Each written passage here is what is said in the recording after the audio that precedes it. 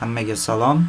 Xo'p, bu videoda biz qanaqa qilib shablonlar bilan ishlash, keyin bo'lsa printerdan qanaqa qilib o'sha dokumentimizni, worksheetimizni chiqarishni ko'rsataman sizlarga. Xo'p, birinchi navbatda kelinglar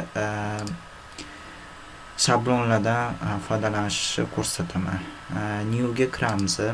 Ya'ni birinchi videoyimda shundan boshlagan edim. Lekin sizlarga tushuntirib bermadim o'zi nimaligini. Xo'p, masalan bu yerda ko'rasizlar, har xil narsalar bor. Yoki bo'lmasa qidirishingiz mumkin. Masalan biznesga doir Excel'dagi dokumentmi yoki personal, shaxsiy, planners, charts, lists, budgets juda ham ko'p shablonlar.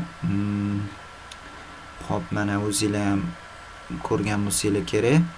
Xo'p, biz kelinglar bittasi bilan ishlaymiz. Masalan, bu bilan ishlaymiz.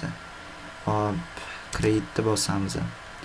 Create'ni bosganimizdan keyin yana yangi oyna chiqadi. Ya'ni Excel alohida worksheet emas, boshqa Excel chiqadi. Mana o'zingizlar ko'rib turibsizlar. Bu yerda mana ikkita Excel turibdi. Bittasi mana boyaga birinchi kirganimizda, keyin bo'lsa bunisi.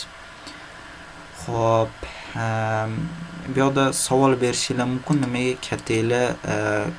kattanglar nimaga yo'q bo'ldi deb. Chunki bu dokument, ya'ni invoice ga doir dokument hisoblanadi. Bu yerda masalan kattanglar kerak emas.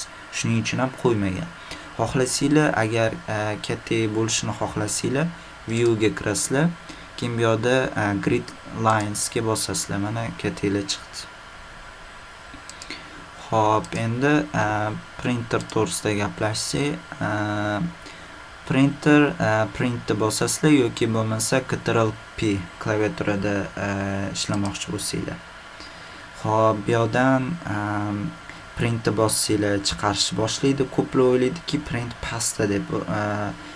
Excelda mana tepada. Menimcha Wordda ham tepada bo'lsa kerak. Xo'p, kopiya, nechta kopiya chiqarmoqchisizlar? 2 tami, 3 tami? Keyin bo'lsa bu yerda printerni tanlaysizlar, qaysi printerdan chiqarmoqchisizlar yoki PDF chiqarmoqchimisizlar. Keyin bu yerda tanlash, ya'ni print active sheets, ya'ni aktiv bo'lgan print chiqaradi. Mana ko'rib turibsizlar. Agar pastga tushsak, yana har xil tanlovlar bor, ya'ni print entire workbook, ya'ni bunda hamma Excel'lar hammasini oladi, ya'ni polni oladi, hammasini dokument aktivni bo'lgan emas, hammasini oladi. Ya'ni celllar bilan qo'shib oladi. Xo'p, yoki bo'lmasa print selection, masalan, ma'lum bir qismini tanlaysizlar. Tanlaganingizdan keyin printga kirasizlar, keyin bo'lsa bu yerdan print select ni bossanglar, mana o'sha tanlagan joyinglar chiqadi. Ko'plar masalan chart qiladi. Chart qilgandan keyin pastida boshqa ma'lumotlar bo'ladi, ular kerak emas bo'ladi. U chartni oladi, kopiya qiladi, keyin bo'lsa yangi Excel worksheetga kirib kopiyani ko'chiradi, keyin print qiladi. Undan eng oson yo'li o'sha selection, ya'ni ma'lum qismini, o'sha kerak bo'lgan qismini tanlaysizlar, o'sha chart bo'ladigan bo'lsa, keyin bo'lsa faylga kirib, printga kirib, keyin print selectionni tanlaysizlar.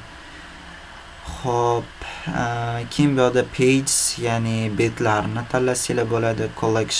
Collected, ya'ni printerdan qanaqa chiqarishi, 1 2 3 chiqarishimi yoki 1 1 1 2 2 2 mi.